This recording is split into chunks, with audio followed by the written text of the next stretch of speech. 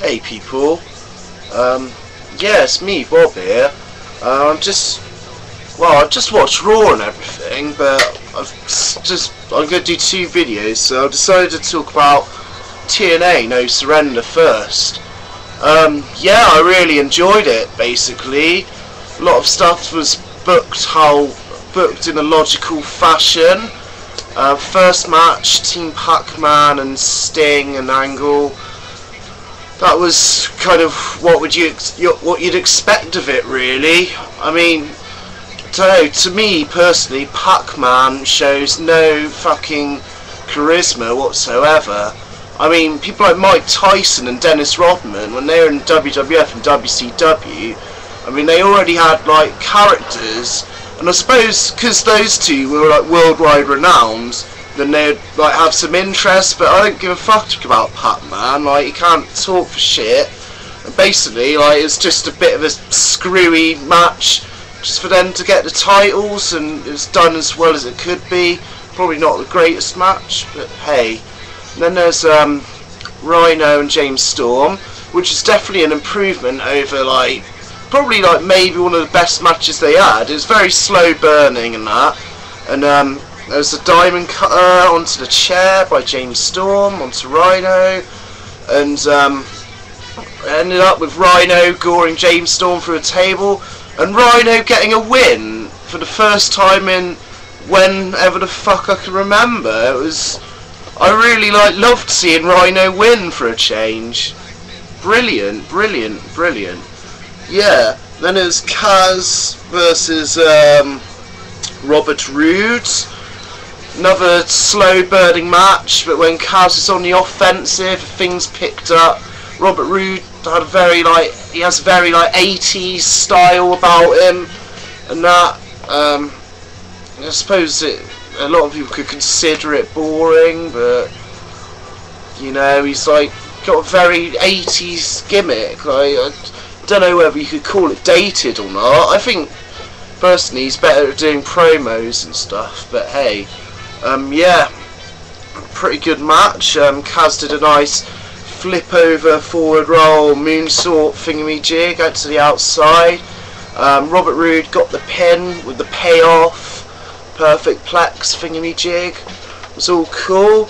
And then I think it was might well have been Angle and Lethal for the X Division title. I think this was a very, very, very good match, and it just showed like Lethal could hold his own in a match against Angle, and that, and it just like had that feel of when Mysterio was against Angle, the underdog taking on like an established Olympic person. Yeah, don't know what I'm saying, but yeah, I thought it was a really great match, to be honest, and like it just came off well with Lethal getting a roll up off the ankle lock.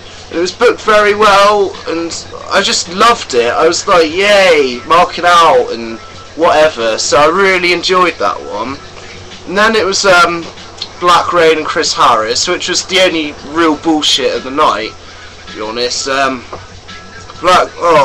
Dustin Rhodes, he can play a character well and stuff, but this character just, no one wants to see it, basically. It's just a bit, and yeah, it just makes you feel quite nauseated to watch. Chris Harris got the win, which was a slight retribution, but then it turned round to Black Rain beating him up and having his mouse walk on his face, which is very bizarre.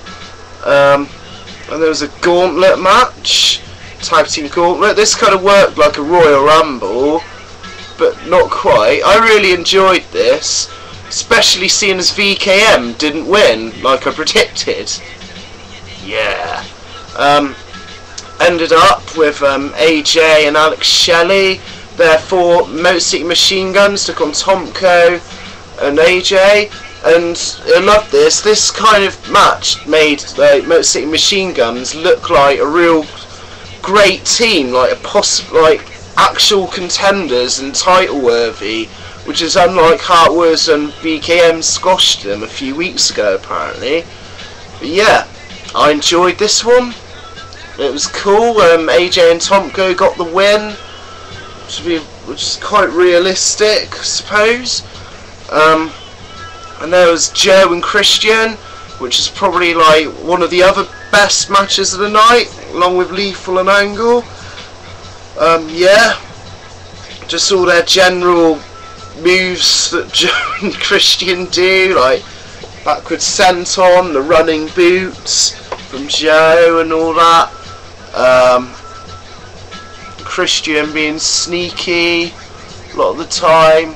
It wasn't a run, and it ended with like Joe just beating the fuck out of Christian and having him in a chokehold for ages, and a lot of refs trying to pull him off and that. And then like Cornette and Matt Morgan came down, and then there was a bit of friction between Morgan and Joe, and it's just like Joe like doing like what Ken Shamrock did back in the day, taking out loads of refs and security, which I always get some enjoyment out of, even though a lot of people didn't really like the end of this match. I thought it was good seeing Joe in this like monsterish psycho possessed role. Yeah, it was cool. And then there's the main event, Angle and Abyss. A lot of people are kind of like dissing on this match, but I think it was really good. Yeah, sure, it was a lot slower and methodical and that, but it's just like the whole story thing of like Angle working on Abyss's leg and stuff, and Abyss getting the odd shock treatment and black hole slamming and fluky near falls and stuff. And yeah, I thought it was cool, you know. It was cool. Wasn't like brilliant, awesome fucking main event, but I really enjoyed it nonetheless. Yeah, Angle like basically took his boot off and kept working on the leg, and like Abyss either passed out or tapped out. Can't quite remember this. Yeah, and Angle retains his world title in the end. And at the end of this, James Mitchell came on the screen, did a like theatrical kind of promo. Then Abyss got pulled down into the underworld, just basically under the ring with all the other garbage. Yeah, and that's how it ended. I mean, nothing new there, but overall, this pay-per-view was I really enjoyed it. Let's put it that way. It was definitely better than Hard Justice. I probably enjoyed it more than SummerSlam as well. But then again, I did watch SummerSlam in quite a hanging state. No, I quite enjoyed No Surrender. Joe and Lethal and Christian and Joe and Angle and Lethal. Those are great matches that perked it up for me. And I enjoyed the gauntlet and just seeing some people being used properly, basically. I don't think it was as good as Sacrifice or anything like that, but nonetheless, I think it was worth a watch. And TNA seems to be pulling in the right direction, getting a 2-hour deal and all that. That could either make or break them, basically. But that's another video for another time. Alright, take care, guys. I'm going to talk about Vince's son. Bye.